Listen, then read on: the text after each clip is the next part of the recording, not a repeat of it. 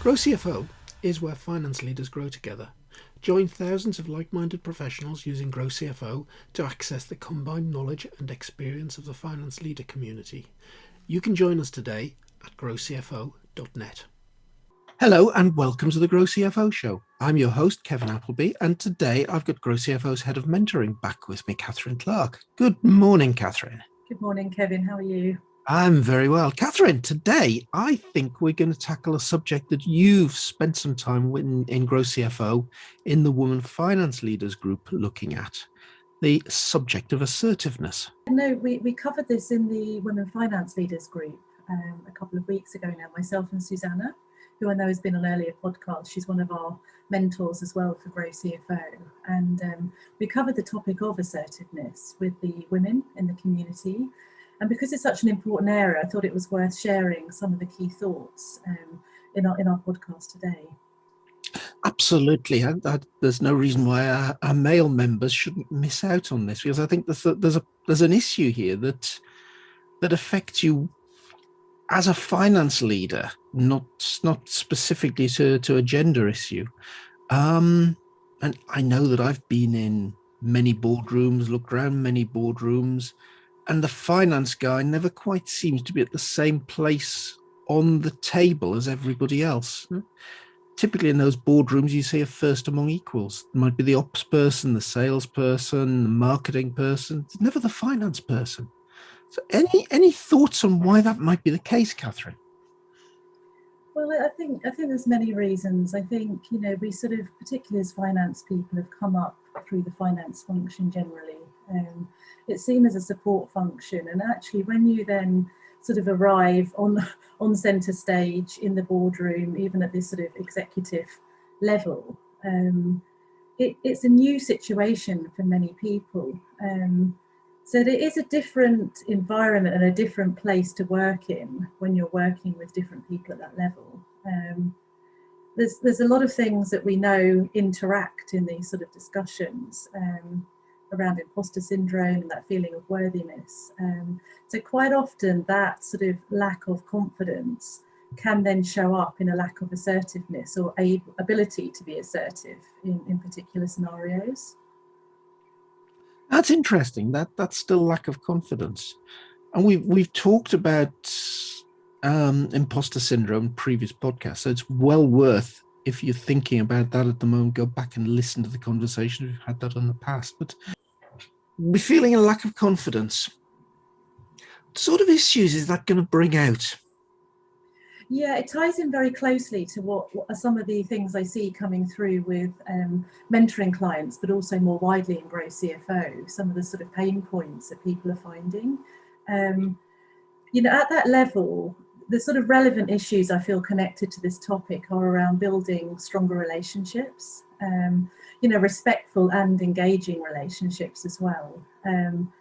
Suddenly you're dealing with multiple stakeholders, both internally and externally to the organisation. And that's something quite new for people as they get to sort of towards CFO level.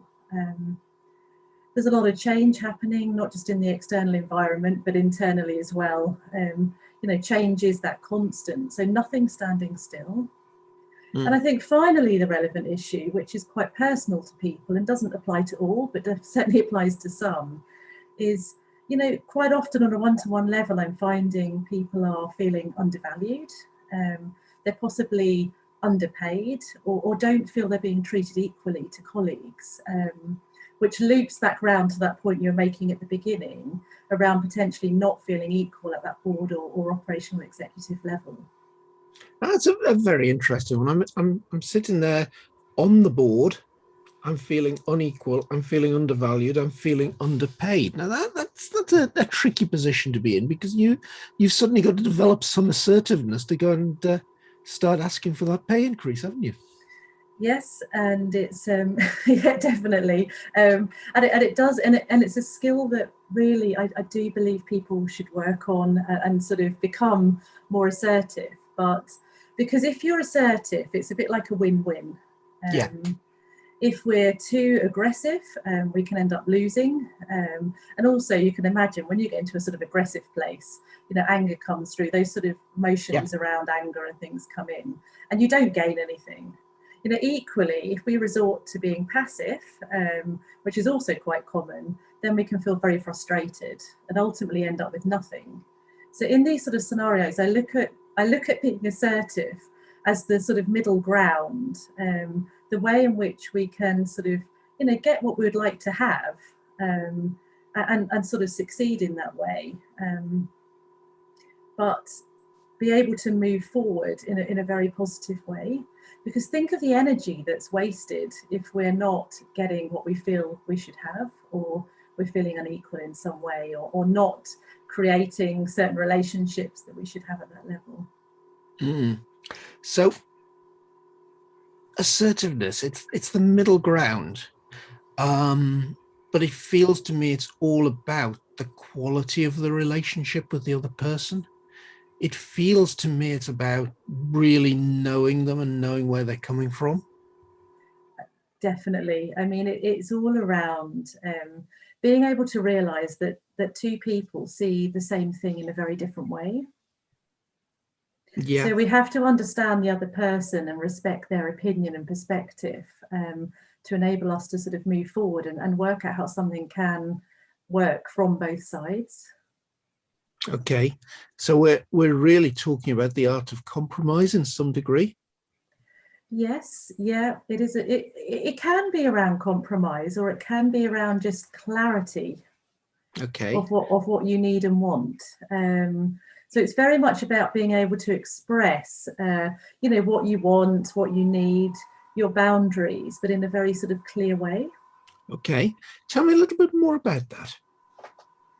Yeah, it's, you've got to think about the words you use. I'm going back to the last podcast that we did, around sort of creative and strategic thinking and making time for that. This is also relevant here because I think when we're in that headspace of calmness and rational thinking, which just very quick reflect on last time, was around making enough time for yourself, whether that's going out for a walk or getting out in nature, to really think clearly. That also enables us to have the time to think about what we want to say as well. So in my mind, assertiveness is not something that you do necessarily on the spot. It can be, but often it's about the preparation for that conversation. Yeah, I can very much see that. And I must admit, something that's come to my mind just as we're talking about this is I wasn't a situation where I was actually on the board, but I was working with the board. My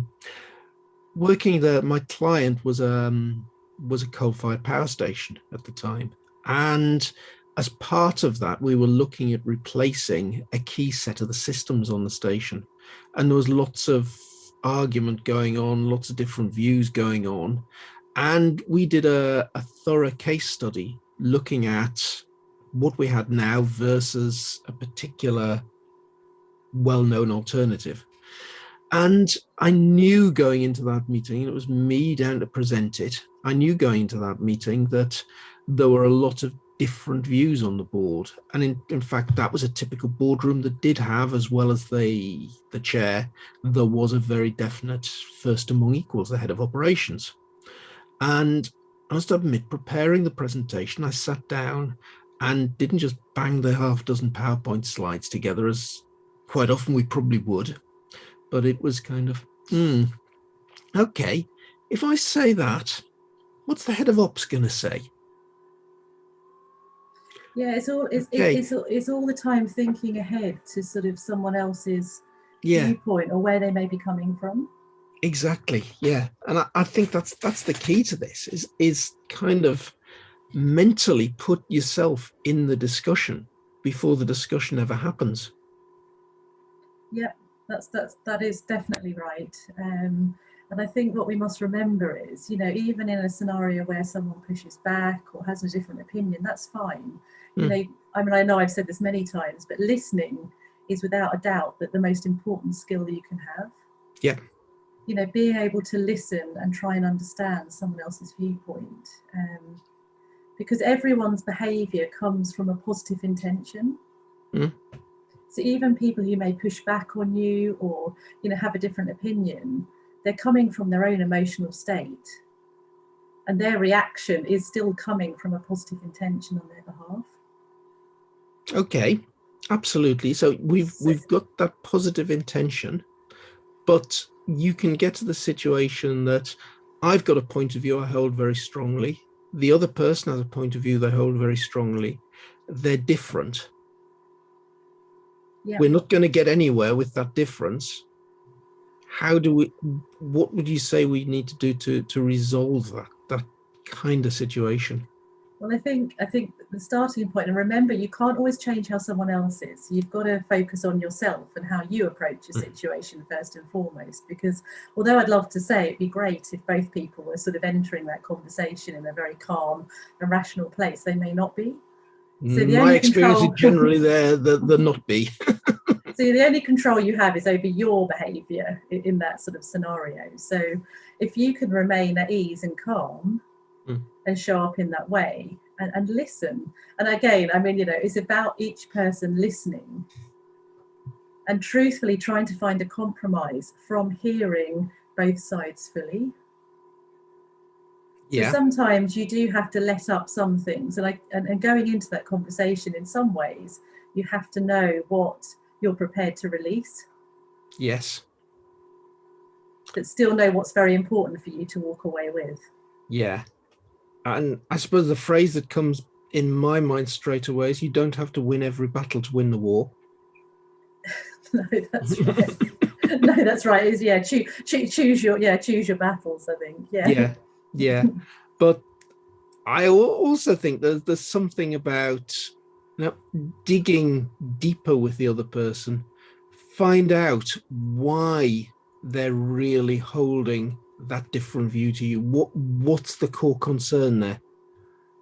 They might be disagreeing with a certain decision that's got to be made, but the disagreement 9 times out of 10 won't stem from just that decision. It'll be something else. It'll be a concern about something else that's not on the table.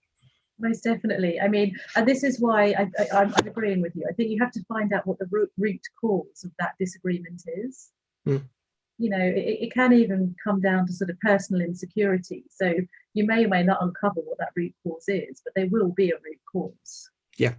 And until you find that out, it's quite hard to move forward. And this connects in a way to difficult conversations and allowing people to express how they feel. Yeah.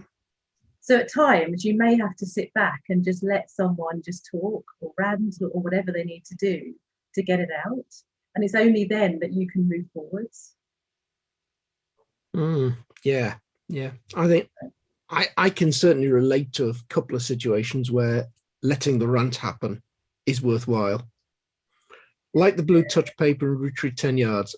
But I think, you know, what's connected to influence is the way you're thinking ahead of that conversation. So if you anticipate something's going to be difficult, it almost becomes a little belief at that point, and that is what it will be.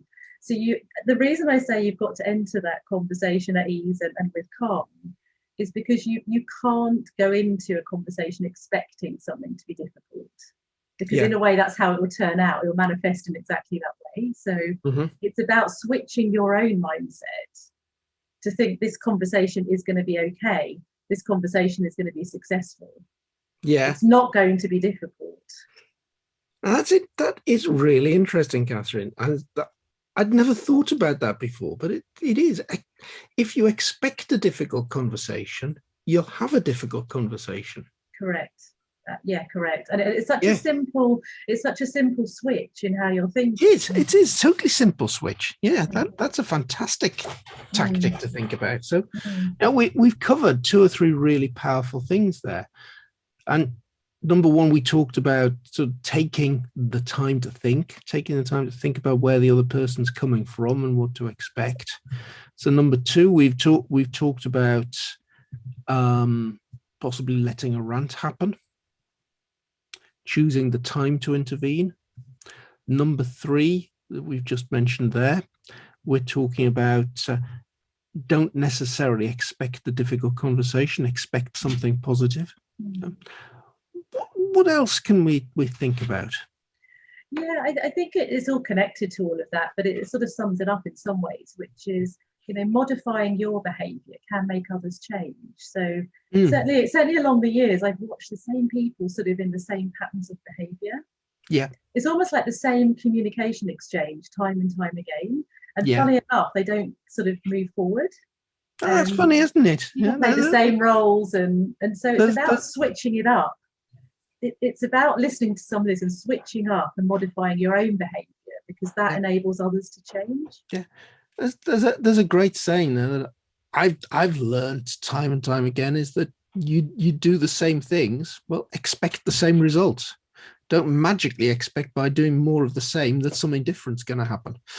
Yeah, and I think we said earlier on, you can sit there and, we've all been there, I'm sure. When you want to be assertive, you want to have something change. Yeah. But we don't do it. So we sit in a place of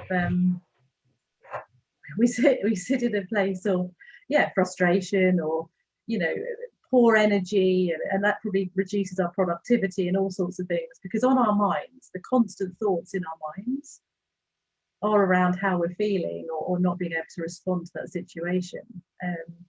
So being able to change your thinking and behaviour and realising that's in your control is going to increase your likelihood of success. Okay. And make you feel more powerful or empowered to make a different sort of move forward. And it all fits together. And I'm seeing so many connections here between imposter syndrome, getting rid of it, lack of confidence, needing to be more assertive, needing to change behaviors, needing to improve relationships with other people. And it's all mindset, it's all soft skills, and they're all interconnected. It's because it's all soft skills, Catherine. This is something that I think is quite difficult to get into, and an awful lot of people will be listening to this and saying, fine, like what you've said, but actually, give me a practical step. Where do I start? What would you say to that? Well, I think one of them is this whole area is around communication and communicating clearly, for your benefit and for the benefit of others. So, and we know that communication actually starts, or the most prominent part of communication is the non-verbal part. So sometimes that's termed your body language. So, even if you think about ahead of a conversation where you'd like to be more assertive, even getting yourself into that state of balance, into a body language that looks confident, sits confidently if we're on Zoom or online. And so even before you've actually opened your mouth to say anything, you feel in a more confident place. Yeah, that really is the starting point. So get yourself in the zone. Yeah, and believe in what you're saying. So this is where the preparation comes into play, but understand how this particular situation is affecting you. I mean, I will repeat this sort of thing in many conversations, I'm sure, but having that self-awareness to start with is the most important thing. How is this situation that I'm facing making me feel? And it's only when you have the answer to that do you start to realise how important it is that you then resolve the situation that you're finding yourself in. Yeah. If it's not making you feel the way you want to feel, you've got to do something about it. Absolutely. Yes. Yeah. And as I say, I'm going to put myself in that box from over my career as well. It really does affect you if you don't deal with these things. And the point is here, you're not being assertive to upset anyone or to upset the apple cart or anything like that. You're doing it actually for yourself and the other side. Because when these sort of things are resolved, you're going to be more present, more focused, more energized, more productive, and that benefits yourself and the organization. Absolutely. And I think there's definitely a turning point when you look at assertiveness.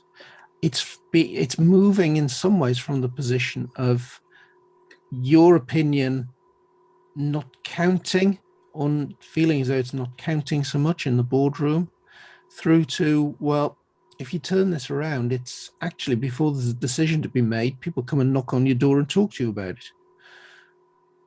Yeah. That's the switch. And it's no more, I think, than really, really understanding where everybody else is coming from, understanding what keeps those people awake at night. And a consulting thing that I've found over the years, and when you're trying to get people on board with what you're trying to do, is even if it's something that's going to be a big ask for them, try and show them what the win is for them in getting them on board. So if that's something that rings true with your experience, Catherine. Yeah, it is. It most definitely. And I think, when you're talking about the benefits for someone else, and keeping it really focused in a sense on those benefits, that's where that's actually what you're trying to achieve, because it's showing respect for that relationship.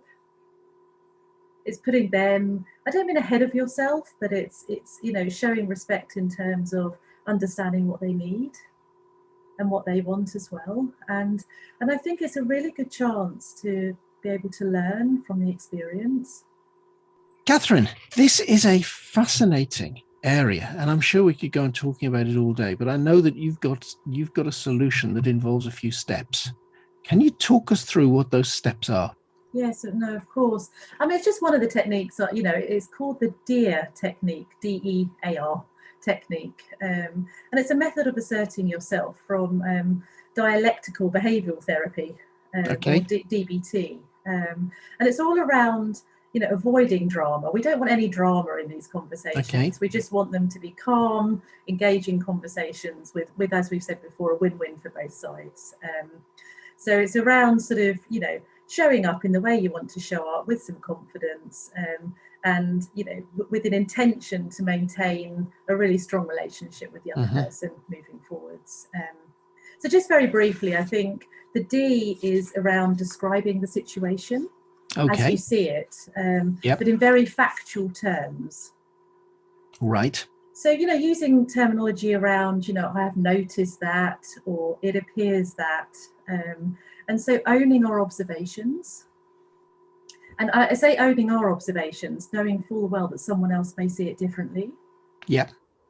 So keep it very brief, because the more we say, the more chance there is of an opinion coming into the conversation. Yeah. So we want to keep it sort of brief and succinct. I notice the language that you're using there. It appears that. You're not saying it's a fact that. Yeah. Interesting. Yeah. So there is the opportunity for somebody to say, well, oh no, that's not how it appears to me. Yeah, exactly. We want to keep it really open. We don't want the other person going into a defense mode, because it will shut down the conversation. Right. And they will shut down listening as well. So the whole objective here is to keep it very, short and sweet, and factual. So but open. Open. Yeah. Okay. Like that. So the E. The E is express your feelings about what's happening. Okay. So it's important to bring the emotional element into the discussion. So using language, maybe this makes me feel whatever it makes you feel, or it makes it more difficult to do something. So it's using I and me statements. So how you feel about the situation, and just really expressing your emotions and feelings in connection with it. Okay. Which takes us to the A.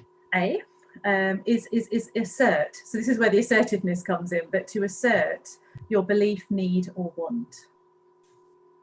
And to keep it brief and direct, this isn't a chance, this is not a place to say sorry. Do not say, I'm sorry. Remember, this is an equal conversation. So, around sort of, I would appreciate if you would do this, or I would appreciate you not doing this. And really making a very specific, actionable request that you can both work towards. Okay. That's important, I think, isn't there? That there is definitely an action in the A. So A is assertive, but A is also action.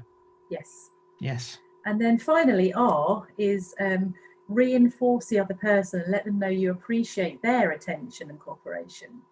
Yeah. So it may be around, I appreciate you hearing me out. You know, it means a lot to me to have, I don't know, maybe a Yes. supportive boss. And your cooperation, you know, makes me feel more comfortable, or I'll be better able to contribute to the team. So it's like a thank you in advance. Okay. Gotcha. And that I think is very, very powerful, that you're taking, with that thank you in advance, you're taking the aggression out of it completely. Yeah. Definitely. Yeah, definitely. Yeah.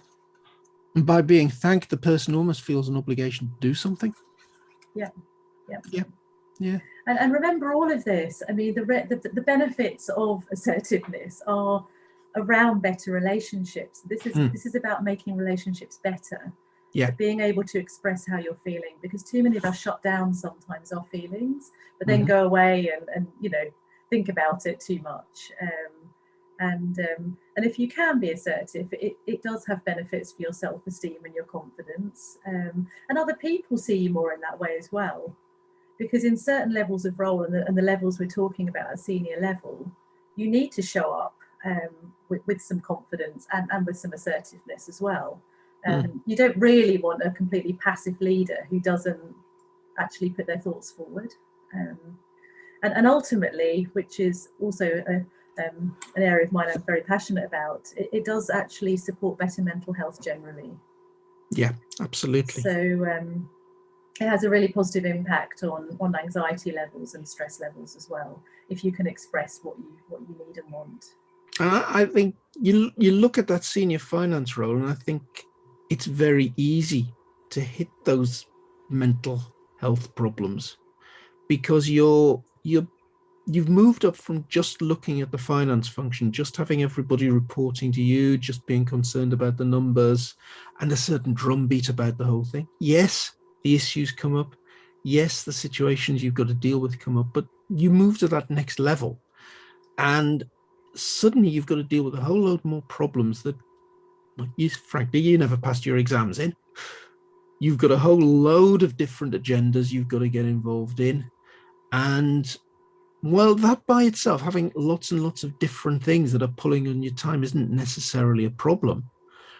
Once any of those start feeling as though they're a chore, start feeling as though that you're not enjoying them, or frankly, an odd one might be upsetting you, it doesn't take very much to tip over the whole apple cart, in my experience.